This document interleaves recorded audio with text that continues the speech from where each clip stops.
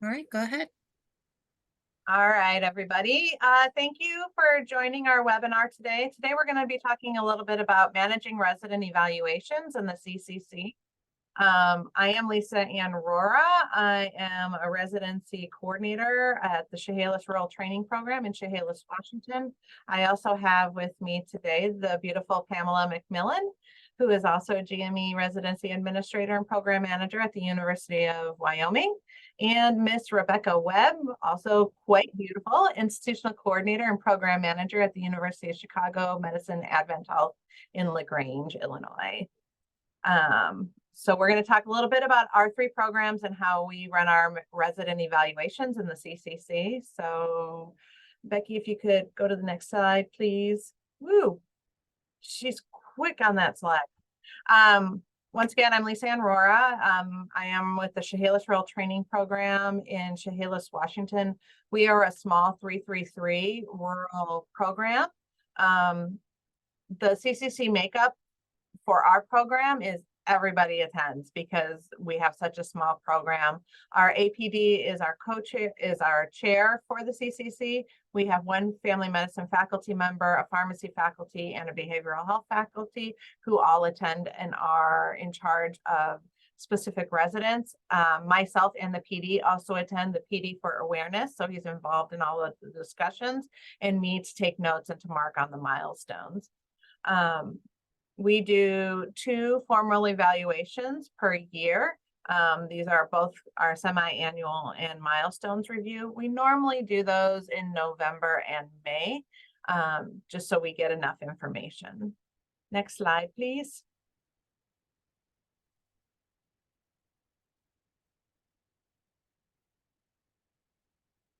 There we go. So how our CCC works, there are several things that we do to make sure that we get all of the information that we need for our semi-annual reviews. We use our program uses new innovations, and we use the portfolios widget to put in semi-annual reviews. And in those semi-annual reviews, we have widgets that we pull in. We pull in evaluations, their comments, work hours, procedures done, the milestones as well. We include resident self-evaluations in those. I also attach to the semi-annual review. We do chart audits, we do patient surveys, clinical staff evaluations, HCC reports for the clinic, metrics for the clinic. We also do panel reports and provider panel continuity reports. Our faculty have a worksheet that they do that preps for each of these semi-annual reviews. They are in charge of reviewing everything, putting it in the milestones, like checking off the boxes. I have included on this slide a review that we give to all our faculty members on what they're supposed to do, and also a form that they can use to bring to the CCC so they can present and talk about it. They also review all of our checklists that we have in NI, and I have a lot of checklists. I have BSQs, I have scholarly activity, I've got ABFM requirements so that they make sure they get their 50 points so they can take their boards. We do DER modules. We have an EBM checklist, that EBM being evidence-based medicine, that's like our journal club. We have QI report, QI checklist, and a sports medicine checklist. They also look at our resident reports that all of our faculty members have access to, which do our ambulatory numbers and our inpatient numbers, and also how much PTO they've used. And they all do this prior to coming to our semi-annual review or the CCC. If we can go to the next slide. What do we do after? Well, the faculty complete the milestones in NI prior to the CCC. And so what I gave you here is a screenshot of how the milestones come up in new innovations. And so it's very easy for us to work through. This is one of our R3s from last year. So you can see that it shows you how they've gone throughout the years. We also adjust for comments. You can see there's comments there as well. And then we finalize this before the end of the CCC meeting. And then when the CCC meeting is done, I find time for the PD and the resident to get together one-on-one to review the milestones and to review their semi-annual evaluation. And then I input all of the milestones into web ads, which I'm sure a lot of you guys do as well. And I think that is it for me. Thank you, Lisa Ann. So I'm Rebecca Webb. I'm from U Chicago Medicine Advent Health LaGrange. We're in Illinois. We're a 777 program. We have 6 faculty. So our CCC is done pretty much like Lisa Ann's, with a few differences. We have 6 full-time faculty, a behavioral scientist, and me. One of our full-time faculty is our PD, so he is not a voting member. He is just there for information and input. We have 4 formal evaluations per academic year. We have 2 semi-annual reviews. One is in the end of September and one is in the end of March. And then we have 2 milestone reviews, which are per the ACGME requirements, which are at the end of December and the end of June. Semi-annual review prep, we also utilize new innovations. So I would put in a new review session in new innovations. The widgets will pull evaluations, comments, work hours, procedures, the milestones, and scholarly activity. I pull the RTMS CME report. I upload that right into new innovations reviews. And then I pull the last semi-annual review form from their file for comparison. For milestone preps, in December, we have the residents complete a milestone self-evaluation. And then in June, we have peer milestone evaluations done. And I basically run it off of either they work together on inpatient service or they work together on our PEDS service, because that's when they work most closely together. Our first years will evaluate our second years evaluate third years, and the third years evaluate our first years. Then they turn those in and we utilize the past milestone and either the self or peer, depending on what milestone we're doing, either December or June, to then sit down with the CCC and work on what is their new milestone. So I will show you, hopefully, my evaluation form so that you guys can see it. Give me 1 second here.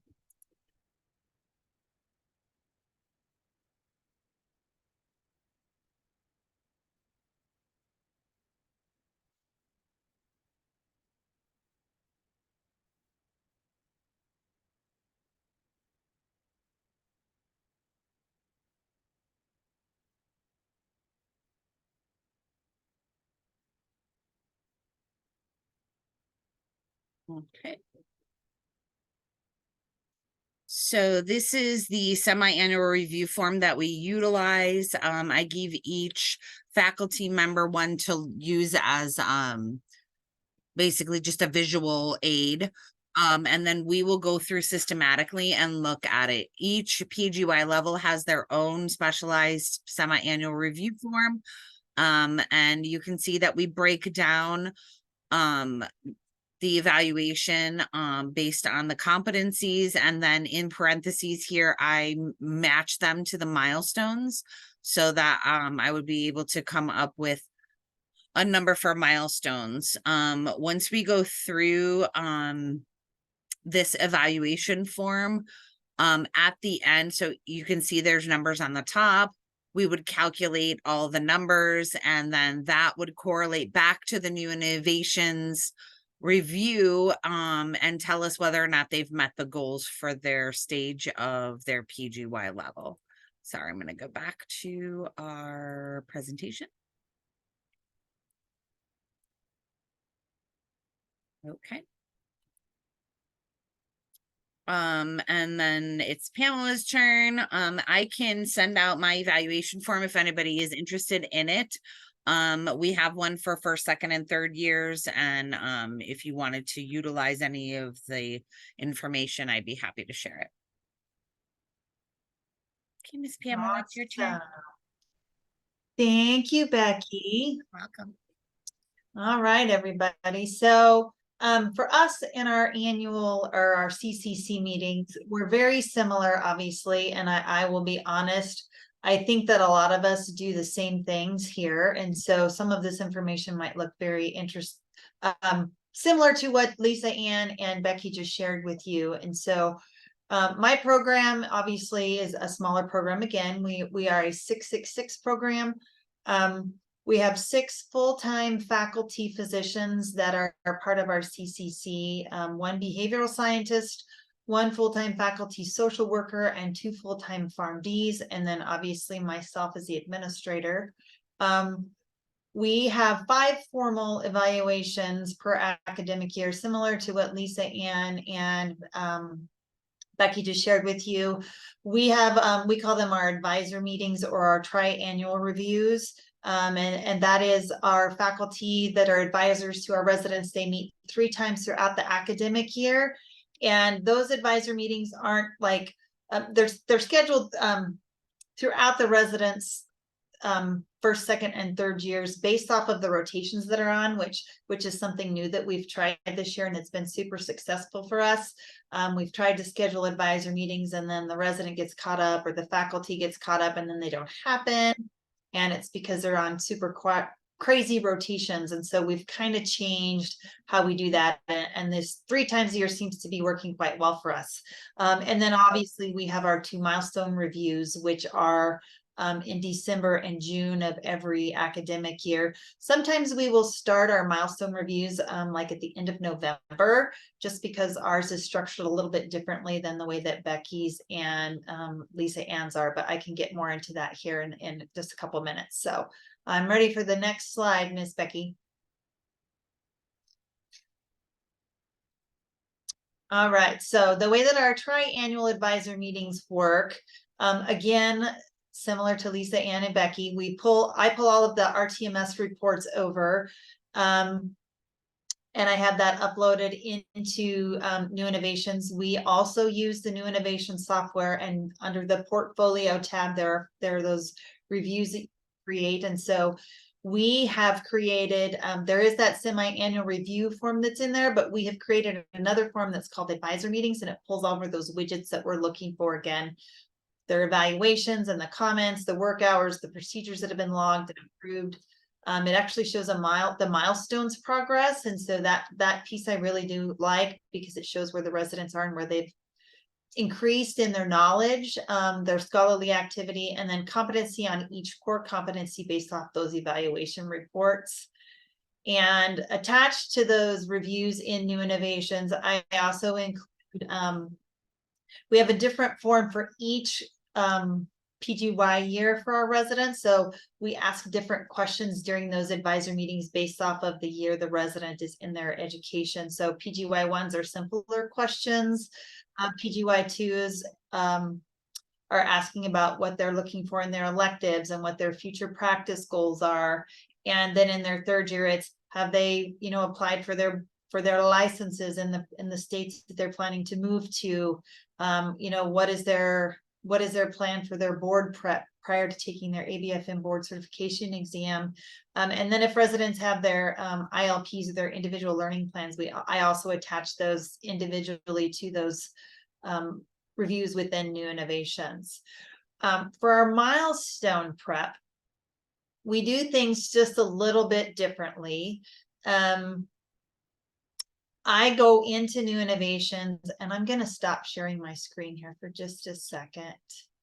Because I want to see all your faces when I do this. So if you're there, turn on your cameras. You all know me. I want to see your face when I talk to you. So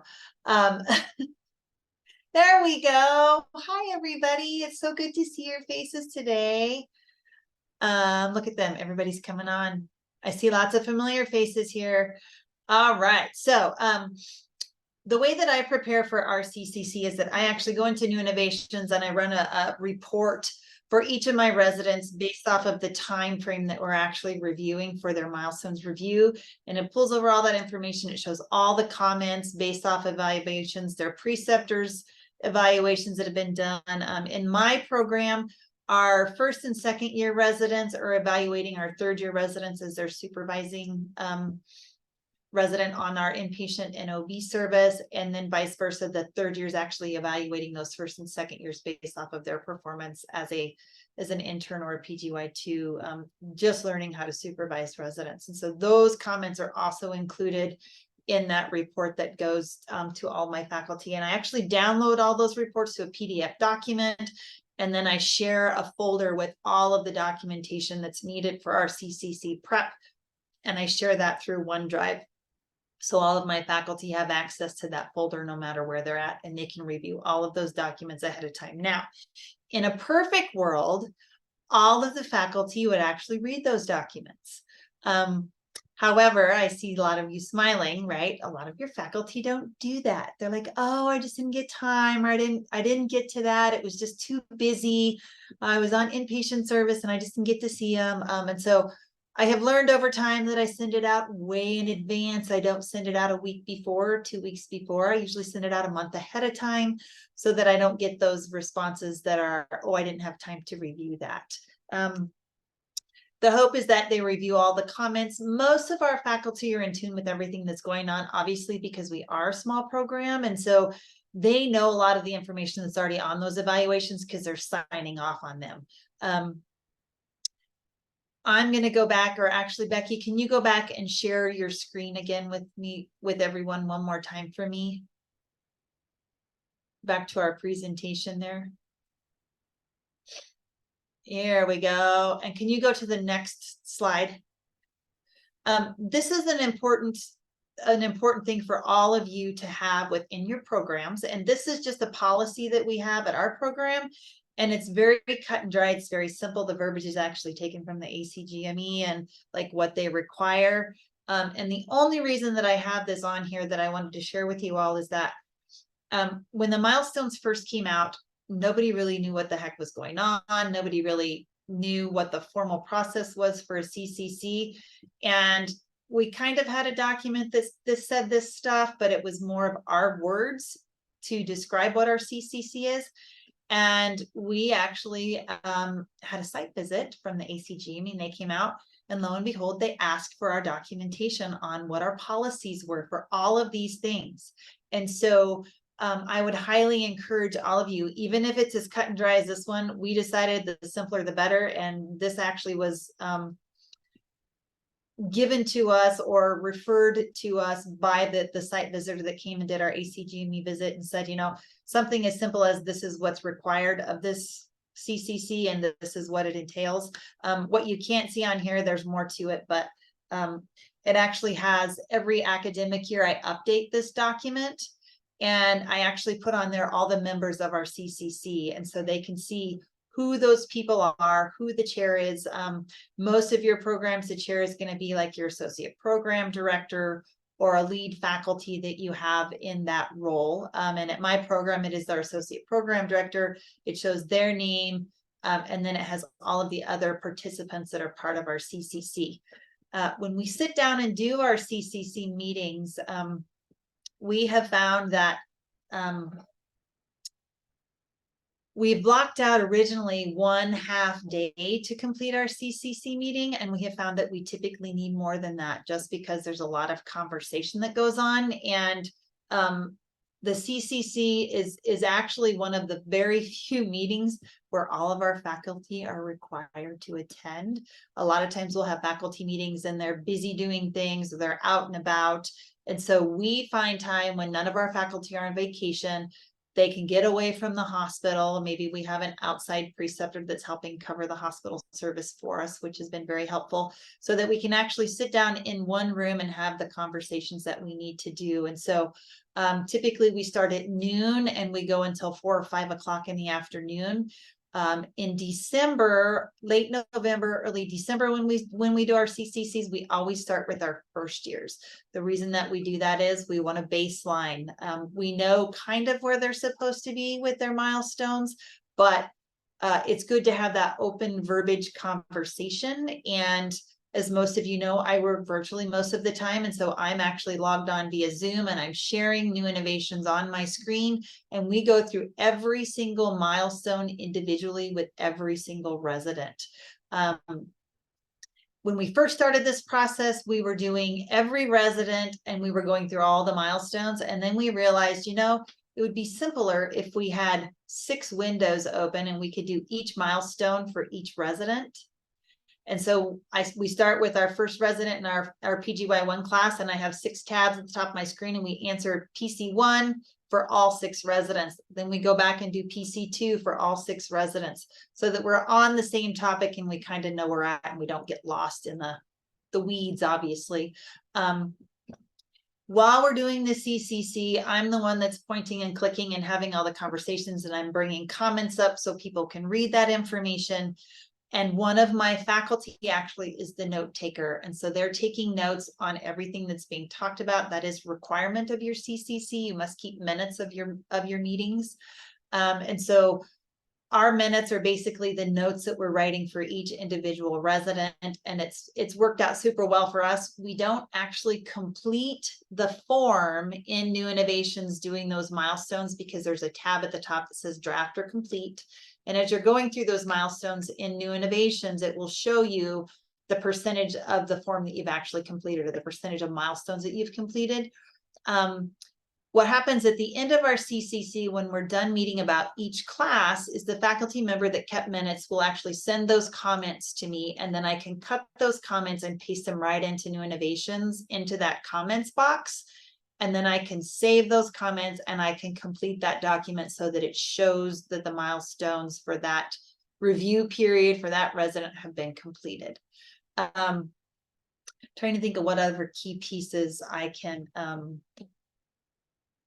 tell you all. Part of our CCC, and I think part of your role, and before I get into this, I would like to see a show of hands, and a lot of you don't have your faces on my screen, so I can't see you all, but there are those little reaction buttons down there. How many of you participate in your CCC? Can I see it?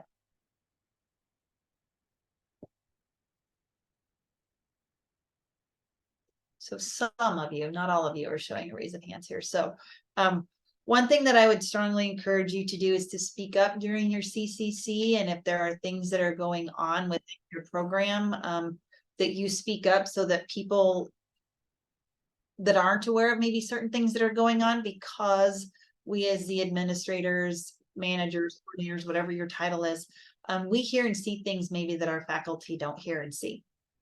And so I think it's important that we speak up and we say, you know, this particular resident had this issue with professionalism, or this particular resident had this issue with communication, or, you know, I talked to this preceptor who filled out an evaluation, but they didn't want to put this in the comments, and this is what was reported to me. I won't report anything that's not put in writing. And so I think that's very important. So if you have a preceptor who's saying that they witnessed something, or they saw something, or they wanted to give kudos to a resident, I always ask them to just send me an email with that information if they're not willing to put it in the evaluation, just so that I have documentation that shows where it came from, so that it's not hearsay and I'm not just making something up. So it's very important that you keep documentation of everything. And then obviously, once our CC is as a group, we've met and we've all decided where each resident falls within those milestones, and we complete that task. Then I actually go into the ACGME web ads and upload all that information. Now, one thing that I do that I didn't hear Lisa Ann and Becky talk about, which I'm sure they probably do as well, but once we document all that into the ACGME web ads, what happens is we'll get an email from ACGME saying your reports are available for your milestones reviews. And I actually go in and upload all of those reports from the ACGME web ads, and I add that to that folder that I talked about that I share to all my faculty. So those reports are actually in there, and sometimes those make a little more sense than actually faculty having to dig through new innovations to figure out where they can find the milestones, and they don't know where to click or they get lost. So those documents for each individual resident are available to them no matter where they are, and they can pull that up and review that PDF document. And I always do it as a detailed report so that they can actually see, okay, they met PC1 and these are the sub-competence of PC1 that they met. They don't actually get to see the ones that require attention, right? That we said they didn't meet. For instance, if a resident was a 2.5 in the milestones, in new innovations, you can click the milestone sub-competencies that they're not meeting so that we know in our next CCC, we can go, okay, which of these sub-competencies require attention? And then we can go back and actually view those. You don't see that on the ACGME side, so sometimes you kind of have to pull both of those up to be able to review from one side or the other. But again, it just depends on how your CCC meets and what exactly they're looking at when they're doing those things. So in my perfect world, I would love for my advisors to actually fill the milestones out ahead of time. But I have always gotten pushback from faculty saying that they don't feel comfortable doing that, that they want to have it as a discussion as a group. And the faculty that we have now seem to work well together, and so we can get through them pretty quickly and we don't have to go back and forth. I will tell you, if we have certain residents that are in difficulty, sometimes we will hold off on those reviews within our CCC and do those last, just because we know they're going to take a little bit more time. And so, you know, you may have a first, a second, or even a third year that faculty have concerns about. And so sometimes we will hold off on those and we will complete all the other residents within that class and hold that one that's more difficult at the very end, just because, you know, we're getting through the other ones and they're pretty simple, and you can, you know where they're at and you know where they fall within those sub competencies, and then you get to those residents in difficulty. And one thing that I will say is, don't be afraid within your CCC to encourage your faculty that it's okay if a resident falls back. You know, when we first started this process, we had some faculty that really gave pushback, and they're like, oh no, you can't go backwards. Absolutely, you can. We've had residents, especially when it comes to the professionalism part, you know, residents get into their third year and, you know, they're super done with residency, and we call it senioritis. They're ready to graduate, and by January, they're just kind of tired and they don't care. And so sometimes their professionalism falls backwards, and it's okay to mark them back. You know, they were a 3.5 and now they're a 2. I can honestly tell you, we had a resident who was at a 4 who went clear back to a 1. And those were tough conversations that had to be had. But that resident, let me tell you, they shaped up real quick, and they realized that those reports follow them no matter where they go. And wherever their future employers are looking at this documentation, they can see that, you know, they were doing really great professionalism, and then all of a sudden they just kind of fell off. And sometimes those questions are asked, and I don't know about your programs, but my program director is very open and honest. And if somebody is lacking in professionalism and communication after they've graduated, he is not shy about sharing that information and saying, you know, these were issues when this resident was with our program. So I know that in our program, we've been able to catch multiple residents kind of falling off their milestones just based on that little spider web at the top in new innovations. If any of you use new innovations, when you enter in their milestones, it shows you kind of a web graph of where they were last time and where they are this time. And we have caught many residents falling behind based on just doing the things in new innovations. And it's really helped us to get practice improvement plans and performance improvement plans in place before our residents start to fail. It also helped me to document what we knew was happening with a resident that was on probation and we needed to let go. That was the final point that we were able to make by showing that his milestones have fallen all the way back to a level 1, just to emphasize what we were trying to show HR. So it's really important to make sure that you document it, and then not just to document it and get it off your desk so that you can say, okay, milestones are done, but to actually utilize that information so that you can evaluate your residents and give them as much notice as possible when they're getting themselves in trouble. Right. Yeah, our PD uses the spider graph during the CCC meeting or do the milestone super review when we're post call. He sits down with them, he goes through the semi-annual review, and then he goes through the milestones form and says, look, this is where you are in relation to your colleagues, and this is where you are in relation to where you were last time. Or if this is new, it's a new R1, this is the first time they've done it. Look, this is where you are in relation to your colleagues. This is what we suggest that you work on. And then they make a learning plan to help them with those aspects that they need help with. So CCC is more than just a checkbox for the ACGME for us. It's actually a way to help our residents move forward and improve. And it is most definitely, we have had residents go back, especially on the professionalism, they will fall back. And I speak up at every single meeting. Yeah, I'm just gonna turn my, oh, go ahead, Becky. Oh, I will also tell you that, like, I sit in the CCC meetings. Anything to do with professionalism, I am always asked to bring my information before the faculty ever speak up, just because they know if there's a professionalism issue, I usually find out about it first. Unless it has something to do with patient care, then I usually hear about it, but I'm not the first one to hear about it, right? Depending on who's reporting it or what have you. But the professionalism part of the evaluation is definitely my department's responsibility. And to bring documentation, anything that's been brought to me, or anytime a resident has come to me and I feel that there's an issue or a professionalism lapse or even a communication lapse, I will bring that to my CCC. And I would like to feel like my input is important. I don't know that it is, but I feel like they hear what I'm saying and that it does make a difference. Sometimes too much of a difference. So sometimes I have to curtail what I say because I don't want them to like hold it against them forever. But there's definitely a big plus for you being there because you are the one that's going to hear what's going on with these guys. It's also important to not just the negative. If you see that a resident is making great strides in their interactions with you, their professionalism with you, the things that they're doing, make sure you note that too, because that needs to be in the milestones as well.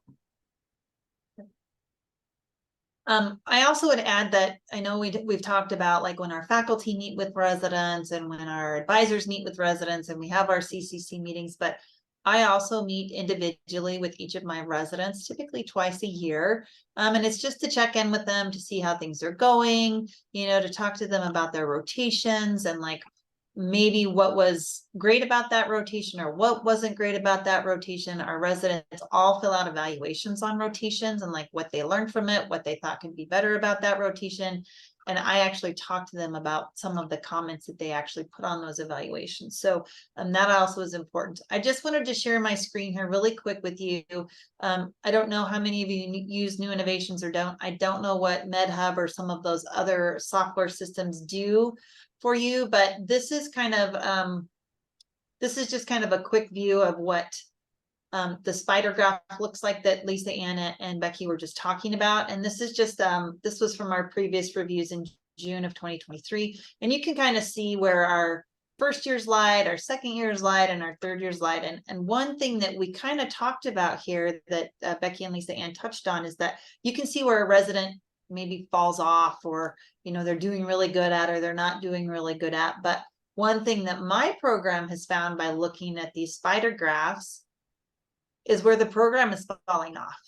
And I will tell you that we really struggled with the system-based practice piece of this, and how do we incorporate that into our milestones, and like where would that information come from for us to be able to evaluate and actually put on the milestones reviews. And so what we were finding is when we first started doing this, all of them were like a 2. None of them could get past the level 2, and we're like, why is this? And so we had to kind of take a deep dive programmatically through our program evaluation committee to look at where we were falling off. And it was part of our annual program evaluation. Actually, we put this information into it, you know, based off of the milestone reviews. We could see where the program was falling short and what we needed to do to address those issues. So I don't know if Becky or Lisa Ann want to add into that, but for us, that was a huge piece of that spider graph. We could see what was falling off. Absolutely. I mean, I could tell you right now, like there's we have a new faculty member that just came in, and we're trying to get her used to like how we do our evaluations and things like that.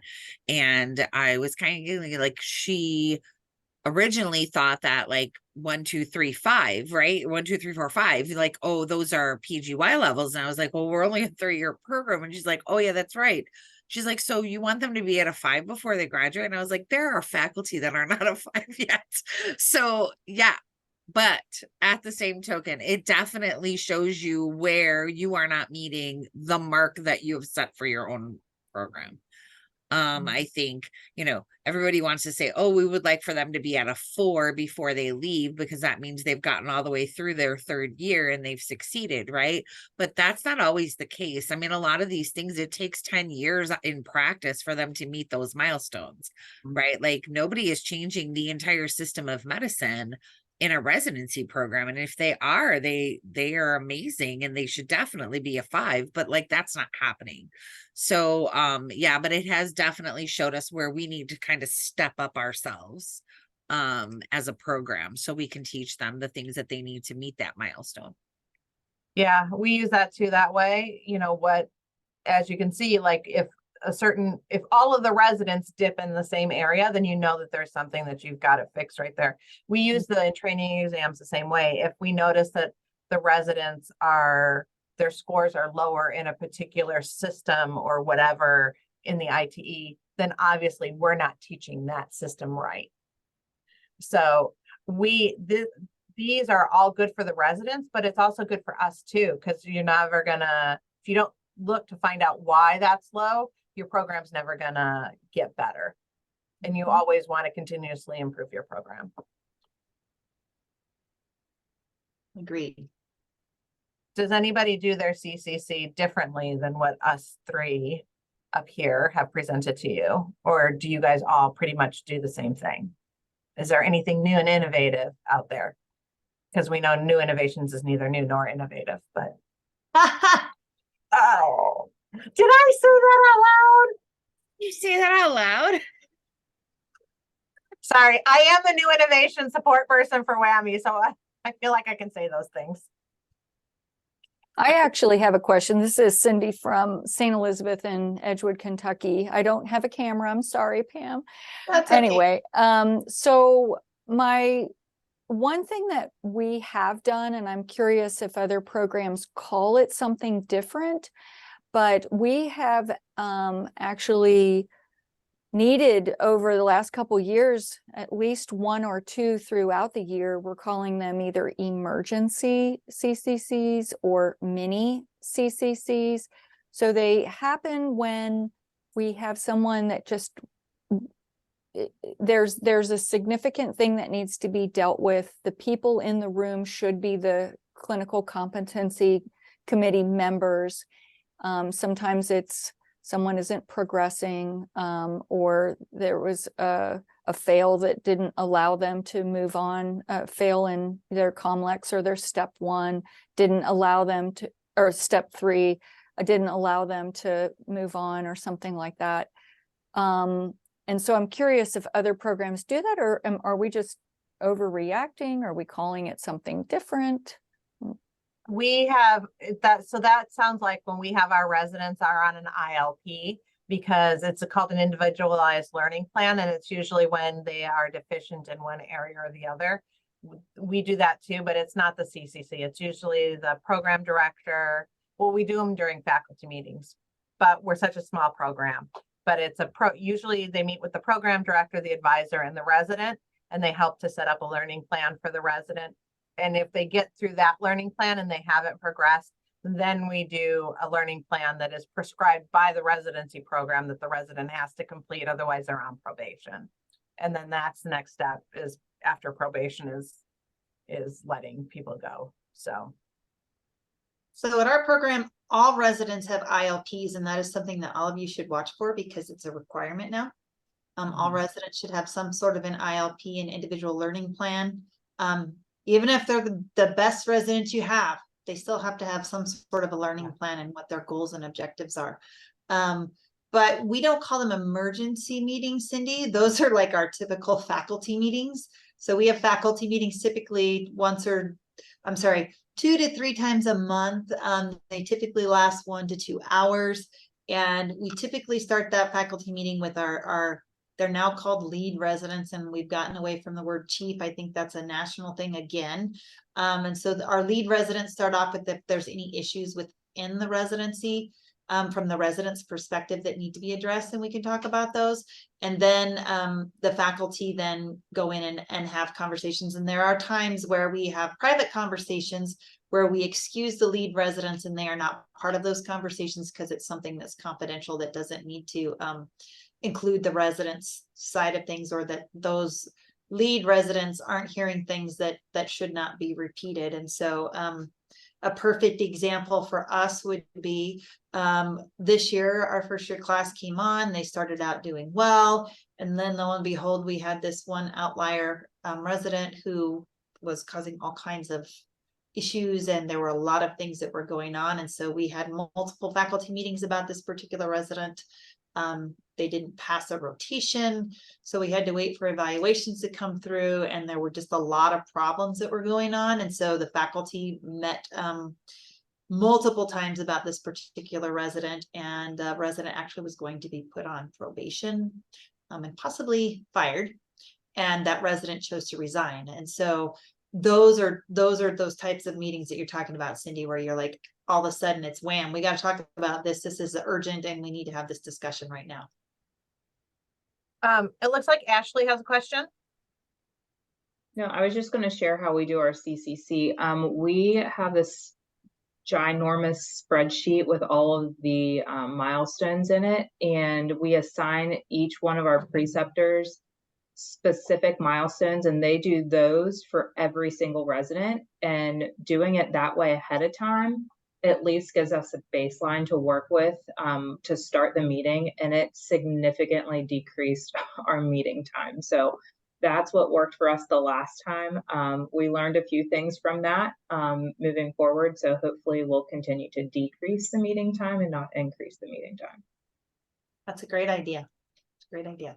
One other thing I forgot to share with you all is that when our new PGY1 residents start and they do orientation, we actually give them milestones and ask them to evaluate themselves on where they feel they fall within those milestones. And that is an eye-opening thing, because they think that they're a level 2 on a lot of these things. And, when we get into 6 months, the faculty find that they maybe aren't even a 1 yet. They haven't met level 1 yet. So I think that's kind of a good idea as well. I see Margarita is raising her hand. Hi, good afternoon.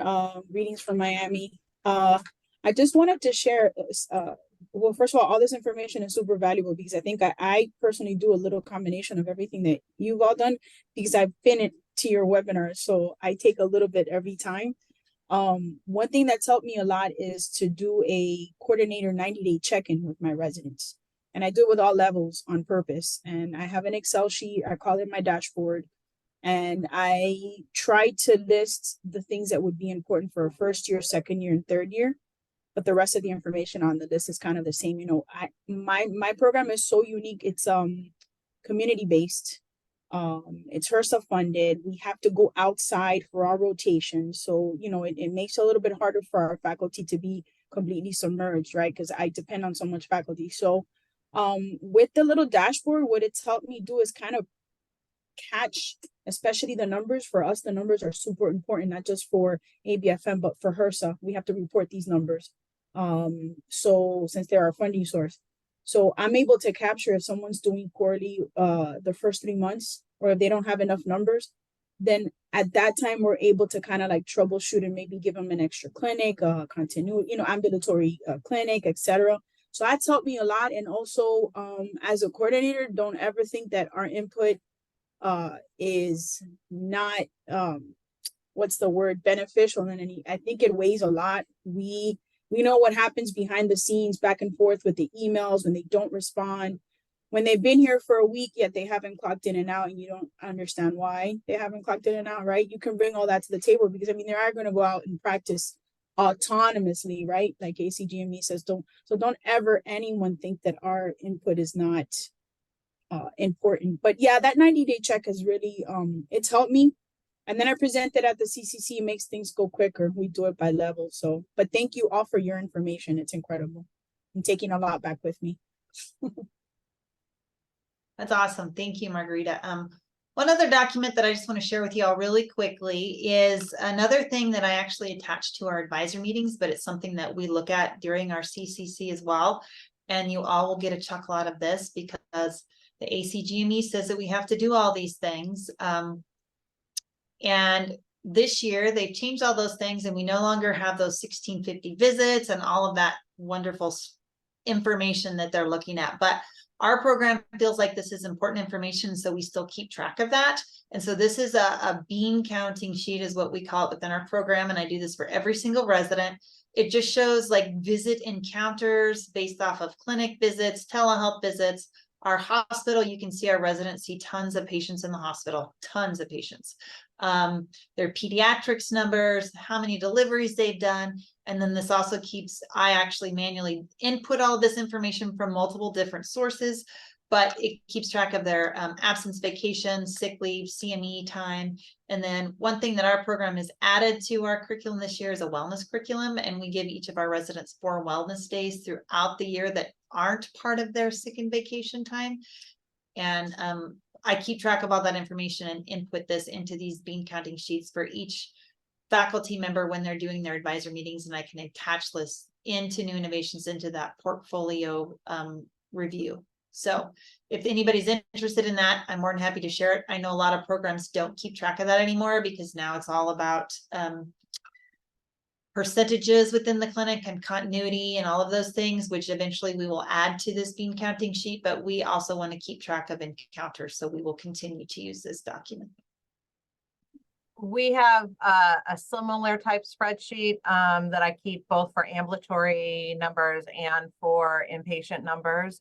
I have actually 3 spreadsheets, one for ambulatory, one for inpatient, and then I have a spreadsheet for PTO as well. And we track them over all 3 years, so we can see where the residents are lining up within their numbers and how they're doing as well. And I can share that one if you guys would like. I can send those to you guys as well. We meet once a month.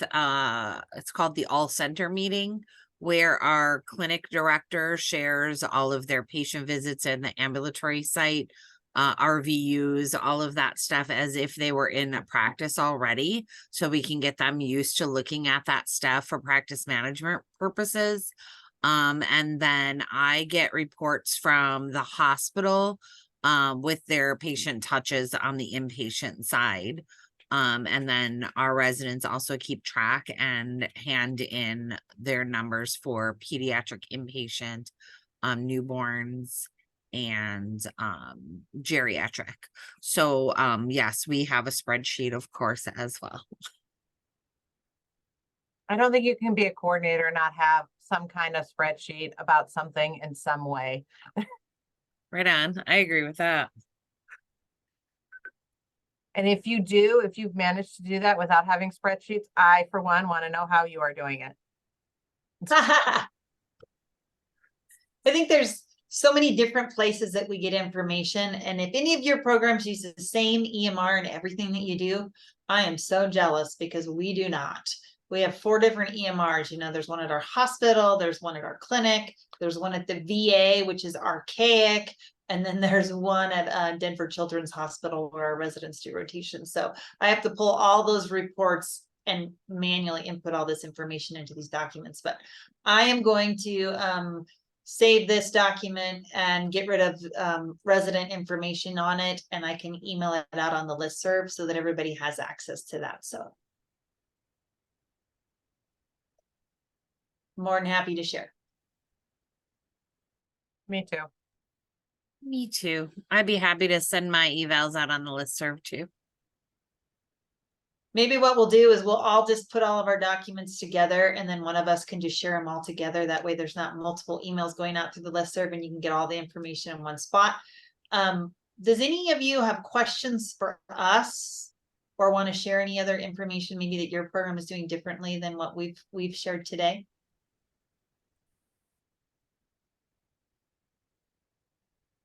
I was kind of curious. This is Margarita again. I'm kind of curious about the 4 wellness days.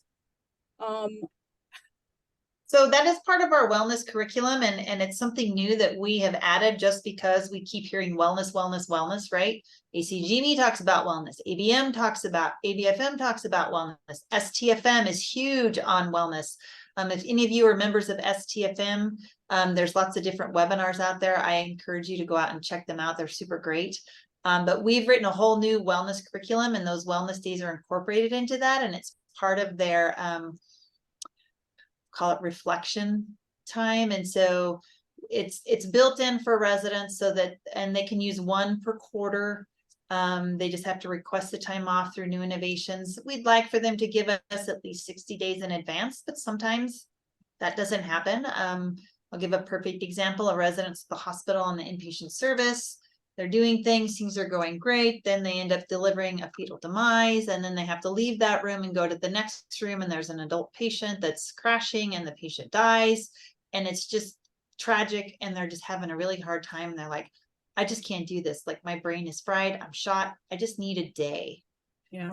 And that's what they're built in there for. And there's specific guidelines in that wellness curriculum. We're actually building financial wellness into this too. Our program director is on board, and he loves to talk about finances and the important things that residents need to know about, how to plan for their future practice and how to get their student loans forgiven and all of those things. And so that's all being built into this wellness curriculum that we are currently in the phases of rolling it out.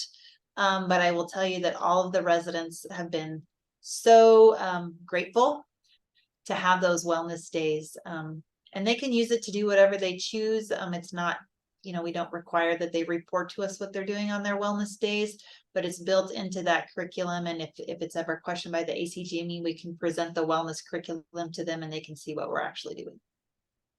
We also have a wellness curriculum, but our wellness days are a little bit different. We do have 4 days throughout the year, but it is actually combined with our residents and our faculty. They are actually half days. Well, 1 is a full day, but 3 are half days that we take off in the afternoon, where the residents and the faculty together do some kind of wellness activity. Sometimes there's a little bit of learning, but like last time they went to a place and they played pickleball. The time before that, they went and they shot paintballs at each other. We've done pumpkin carving contests and mask making and all sorts of stuff. And then we have 1 day in January where we have our Martin Luther King Educational Day, where we teach about health disparities and in our health system. And that is actually a full day where we actually on that day in the morning incorporate our clinical staff into that learning. And then in the afternoon, it's just wellness for the residents and faculty. Now, our residents can still take wellness days if they need to take a mental health day. We allow that as well, but that comes out of their PTO. The wellness days, the 4 days per year are built in for us, for residents and faculty to get together. We have a wellness curriculum. We have retreat days, but we don't allow them to take off extra time other than the 20 days that we give them, and they need to be scheduled ahead of time unless they come speak to me personally and talk to me or the program director about needing other time. And then I find a way to work it into their schedules so that they can get extra time. But we have like every Friday is a half a day. Like our clinic closes at noon. So our residents are excused at noon every Friday so that they kind of have a wellness time already built into their schedule. So I tend to not get a whole lot of requests for extra time off, unless they're getting ready to take like a step or Comlex 3 or boards, or where they just get super anxious and they need some extra time. And I have been known to make them log into morning lecture and then give them the rest of the day as a work at home day. But it's really, that's basically their wellness day. So.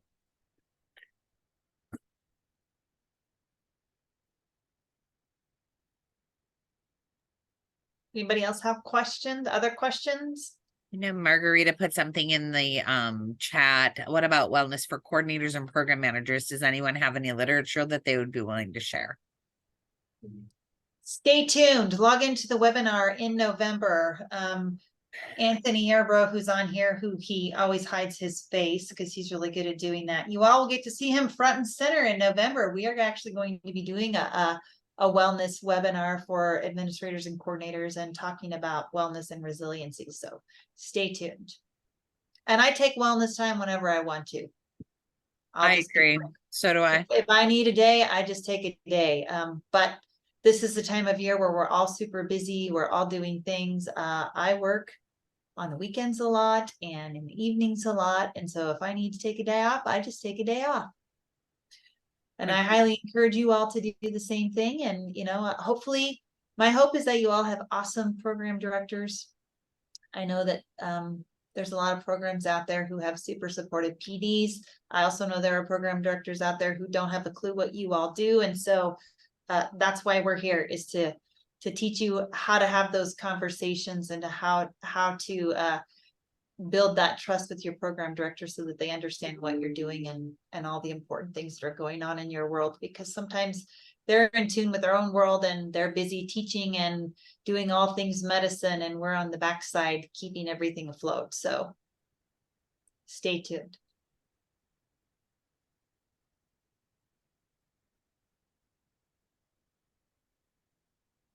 Anybody else? Nope. Y'all are good. Y'all are hungry. It's lunchtime. Or on the West Coast, it's snack time, right, Bobby? Yeah, it's early lunch if you Early want to lunch. push It's it. brunchy, lunchy time, right? It's brunch. You got to brunch. have the mimosa with it, though. Oh, well, y'all will get a chuckle out of this, but I happen to live on Mimosa Drive. Ooh. It's kind of Nice. fitting. I just will say it's kind of, when my husband told me this is where we're moving, I'm like, I kind of like that street name.